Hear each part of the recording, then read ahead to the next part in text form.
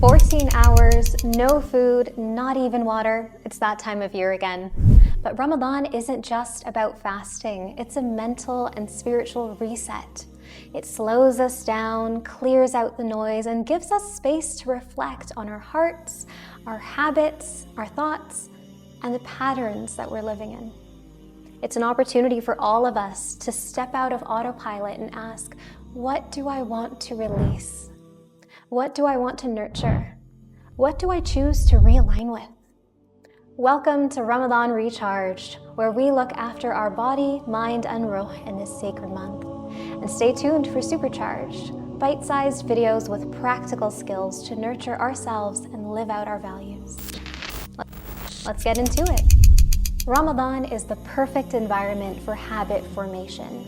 Habits thrive on consistency, and 30 days is long enough to create lasting change. In neuroscience, we call this experience-dependent plasticity. Our brains rewire based on repeated actions and experiences.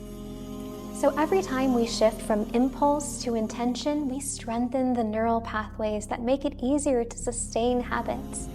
It's like changing habits is a dirt road. The more we drive down, the easier it becomes to drive on. That's why small, repeated acts like dhikr, mindful eating, or slowing down our prayer, that has a long-term impact on our mental and emotional clarity in Ramadan and beyond. Allah tells us in the Quran that fasting is prescribed for us so that we might attain taqwa. And taqwa isn't just about restraint, it's about awareness, mindfulness, and alignment. So let's be mindful. Let's use this chance to interrupt the constant distraction cycle we live in, where our attention is a commodity, where algorithms are built to keep us consuming. Here is the reset. Here is the month that helps us to be intentional, to hit pause. Ramadan clears the mental clutter. It reminds us we don't have to act on impulse. We don't have to engage with everything that calls for our attention. So think about it. What patterns do you want to release? Maybe it's rushing through Salah without presence.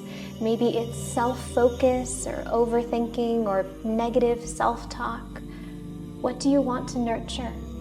Maybe it's gratitude, stillness, or deeper connection in your prayer. This is the perfect time to be intentional with it because our brains are primed for change right now. The key? Start small, smaller than you think. Focus on consistent shifts. Your habits don't have to take a 180. They don't have to be perfect. They just have to be aligned. So next time the hunger kicks in, don't just push through it, pause. Use it as a reminder to check in. Where is my mind right now? Where do I need to realign? And instead of reaching for distractions, take a moment. Take a deep breath. Make dhikr. Write down one reflection.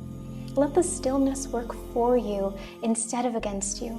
Because fasting isn't just about the body, it's about softening the heart, sharpening the mind, and making space for something deeper.